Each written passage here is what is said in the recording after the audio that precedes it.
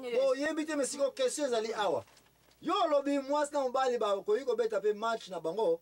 Bake ba koti na ndako basangani parce que Bible lobi ke mwasi na mbali so batiki bandaka para ba mbali basangani ba komi nini nzoto moko e komi nini mariage. Siko yo yebisanga ye. Mwasi oyo akoti na ndenge na ndako. Problème e ko yi. Mobali aje ko funde pa ba boti. Na ya nani? Ya ye mwasi. Et puis ba parents va répondre depuis quand yo osilisa nyongo na yo na silisa la bon nyongo avant to kata makamu na yo. Yo yebisanga ye. Ba parents va répondre ma beto malam. Très bien. Très bien, n'est-ce pas? Très bien. Mais on lobi na baza marié. Yeah, marié, baza marié. Mais pour nani ba parents ya mwasi siko ba kale yo. Avant to ya na ndako no ko résoudre makamu to pesa mwasi conseil. Ya kanani ko silisa nini nyongo. Peut-être pour côté na fenêtre. Donc, il y a déjà libala illégal la fenêtre. Ça déjà, mais yo, on a supporté en aucun selon recherche, selon kiti, selon bonkulu, selon société là yo outi, selon région na bino, selon village na bino. Ya kibokolo, n'est-ce pas? Selon village na bino kuna kibokolo boza kolo ba ete mwasi na mobali soki basanga ko mo ko ni janzoto moko ko pe mariage. Ya moto lobaki. Yango mesiko nga ndenge ya ndenge na yebela kiliboso mesiko tango na expliquer ngai na ndenge tutangi o ya Bible ya Isaac na Rebecca na ya ba o nyoso bakani so illegal pesinga na moni utami okana nzela ya normal kwa ya nalina ngato lo baketo ke na va normal nalinga o avant to continuer o yebisa ngai libala oyo e komi 20 ans 30 ans 40 ans mais moi si oyo aucun jour ba déclarer ye et pas ya baboti na ye ke mbongo yango ya condition ya lupeta condition ya dot condition ya libala nanu ba kokisa yango te est-ce que ozaka ko supporter te photo benga yango mariage te wana sa mariage donc est disqualifié donc to yo kanete mariage siko to changer définition nango titangu moi si atiki ndaka ba parents mobali atiki ndaka ba parents bango ibale bazui permission ya ko bala na ndeto benyango mariage oui ou non oui. Est-ce que oyo tingana lo bake na église te oyo ngana ke bake na l'état te elinga bake oyo première phase nzambe jamais akoki ko bénir nini libala soki akiti na seta ya ko yeba d'abord est-ce que moi si officiellement basala nini basengela ke permission papa na ya pesa nini nzela okende okoki jamais okene église pasteur nyoso bande ko to yokana mama yoza ko représenter activiste batu bazako yokayo ba uzoko so ba réponse tikana tango clair so ito yokana to okene nulle part pasteur nyoso azali ko sali salibala ke boya na ko bulisa bino bongo sali investigation na vie ya nani ya mwasi te ya mwasi na mbali oyo te place ni bakendaki na ndako ya papa ya mobali ya mwasi ko pesa mbongo soki ameki ko benir libala oyo aza ko sepa mai na do ya canard. Oh Jesus. Ambo? Nzambe na libala yaka nini? Sima. Muta liboso nani? Papa. Donc soki papa ne fisi papa lobiga ke no zwa mwana kende na ye. Donc na ntango kaka permettre oke na mwana mwasi donc wana pe akomika mwasi na. Merci c'est na o sauter premier. Titangu papa ya mwasi. Apesi permission. Okokisi mbongo to okokisi mbongo te to sengi permission. Likambo bimisa ndenge ezali. Okay. Likamba soni obombi ngo okufa. Kapo pa kufa na sensoni. Na sensoni. Soki monete mbongo ezala ngote me mwasi nezali ko yo no pesa ne fiske pa ba para ya mwana mwasi. Eke opesi yango. Ba témoin bazali wana ba moni place papa bimisi maloba. Ke banda lelo mwana oya mwasi ya yo. Même si aussi si ba condition libala te. Parole, l'homme c'est la parole. Parole la papa soki bimizwa mwasi na yo. Mwasi wana officiellement na date wana minute wana yamana benga pré-dot ezalaka na vie. Et puis on y permettre dot après. Pré-dot apamba. Ezalaka confirmation que mwasi oya komi réservé parce que papa tient quelque chose na nini na munoko. Ah. Elembo. Na bikolo mususu. Libala eza signe ya pamba échange de cadeaux.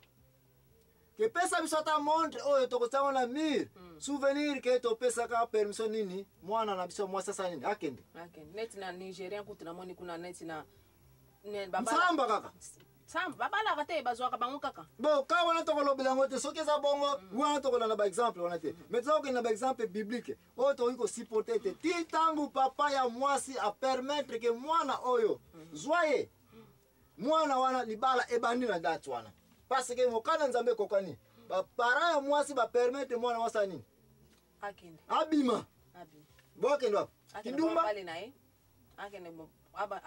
akende pa mobali ba yem c'était bima wakende so kindumba bima kende pa ya mobali na yo na permission nini predot dot biloko wana wana de première couverture ya liboso mwana mwasi il faut azala na yango yako luka ete nini sala elembo sala signe ya libala tango esalemi libala ebandi na kaya boye mobali oyo mwasi soka miko sala pata akoyo kende boye biso na date tel bo pesla nini permission tala mwana bino makamba komiko sala ebandi wana permission ya mokili ya mibale leta il faut que yeba yango te bana ta ya kala ti mokili kosila leta a intervenir toujours na niveau société koyeba couplage chaque balabala chaque ndako bana doit marier inventaire recensement wana tangu ndo no koluka musala point moko ezala kana état civil eza nini marié ou bien célibataire okoki jamais okende na niveau ya l'état na public okoki kobena libanda te soki bato ya quartier bayebi te qui est l'état déjà oza obligé okende officiellement kolégaliser mariage na yo parce que jour ekozalaki na balabala mwasi na yo mobali na yo bakangi ye na mwasi mosusu okoyei ofunda makambo na tribunal bato azokaki leta koya akointervenir eloko alibosa kowela nini eske ya yo prouve biso yango mutu na mokili oza barelation misato na famille na yo na leta na nzambe yango wana bato bakenda basusu na leta lisusu kende kozwa su certificat ya mariage mpona couverture mpona défense mpona protection bamo oyo souline yango protection défense na miso ya leta mariage certificat ifo ezala oyo mwasi nanga oyo mobali nanga prouve yango oyo prouve yango ozwi raison na tribunal ya misato couverture ya nzambe ezali parapluie na yo oyokaki ete libala ya Jacob ezalaki béni n'est-ce pas yango ekobota les 12 tribus ya Israël